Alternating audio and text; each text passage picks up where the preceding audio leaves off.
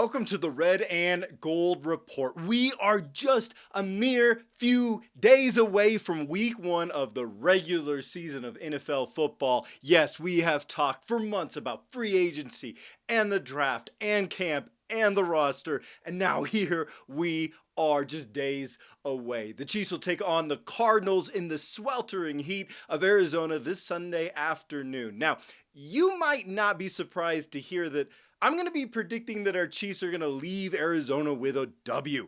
My prediction is by 2 touchdowns. But what will be some of the things to watch in this game? Well, one thing to watch will be the Chiefs' pass defense with a rebuilt defensive backfield featuring the Chiefs' biggest free agent acquisition in Justin Reid and also the Chiefs' first round draft pick in Trent McDuffie. It's going to be very interesting to see this unit gel. And honestly, personally, I think Cardinals quarterback Kyler Murray is a bit overrated at this point, and the Cardinals are missing their number one wide receiver, former All Pro Hopkins. So I'm hoping that this matchup goes well for the Chiefs defensive backs and it could provide some confidence for this unit starting to gel as the season begins. I'm also excited to see George Karlaftis. Really excited to see him and Chris Jones team up against a middling at best Cardinals offensive line. I hope they really wreak some havoc.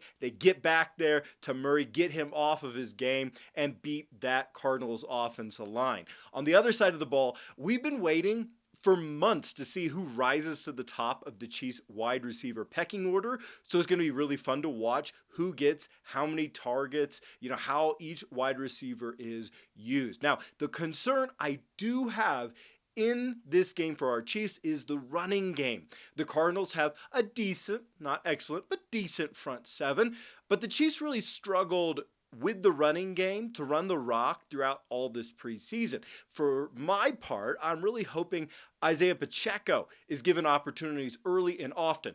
Not just because I drafted him a couple days ago in my fantasy league, but because I think that really he gives us the best chance at getting this running game moving in the right direction. Also, a week one fun fact is this: Cardinals starting linebacker and former first round pick Isaiah Simmons is a Kansas City native. Yep, he grew up in Kansas City and played at Olathe North. I mean, I'm definitely going to be cheering against him.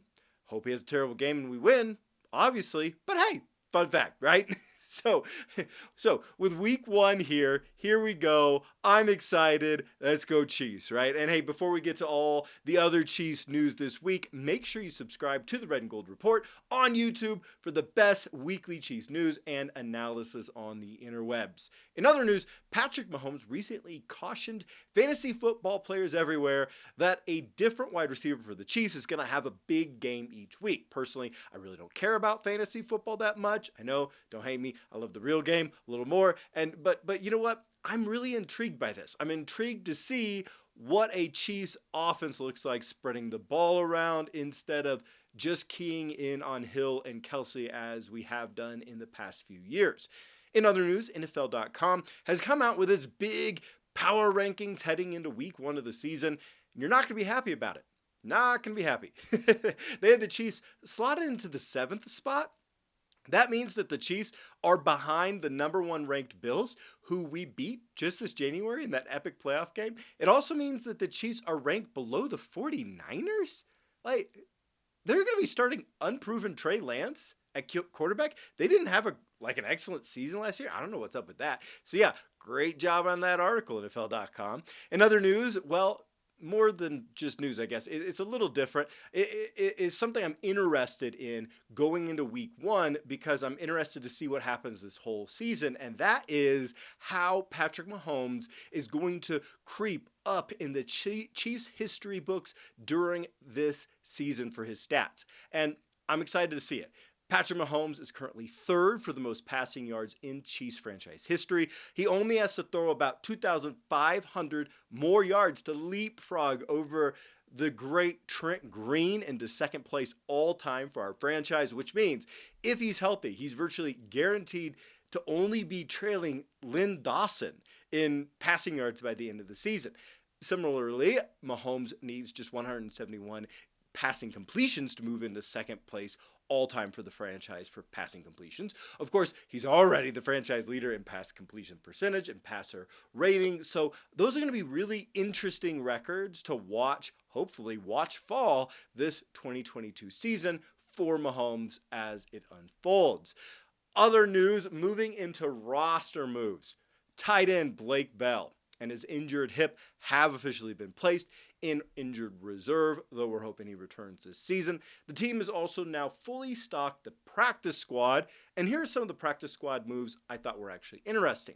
You'll be very happy to know that wide receiver Darius Fountain made it to the practice squad after being oh so close to a roster spot. Great preseason for him. 7th round rookie Najee Johnson also made it to the practice squad. Jack Cochran, who I thought played pretty decent in the preseason, also made it to the practice squad. Austin Ryder, yes, who, of course, used to be the Chiefs' starting center when we won a Super Bowl, made it to the practice squad in case we had some injuries on the roster. You know, with only carrying 4 defensive tackles on the roster, I thought it was interesting that both Danny Shelton and Taylor Stallworth, both veterans, made their way to the practice squad. With only carrying 4 safeties, the Chiefs also signed recently cut Arizona safety James Wiggins to the practice squad, though I wonder if that has anything to do with the week 1 matchup. And linebacker Elijah Lee made his way to the practice squad as well. I think he's going to get called up to the active roster earlier rather than later. And finally, in Chiefs news, this Friday, which is tomorrow as the making of this video, is Red Friday. Yes, Red Friday. So make sure you wear red. If you can't wear red to work, I guess you should get a new job.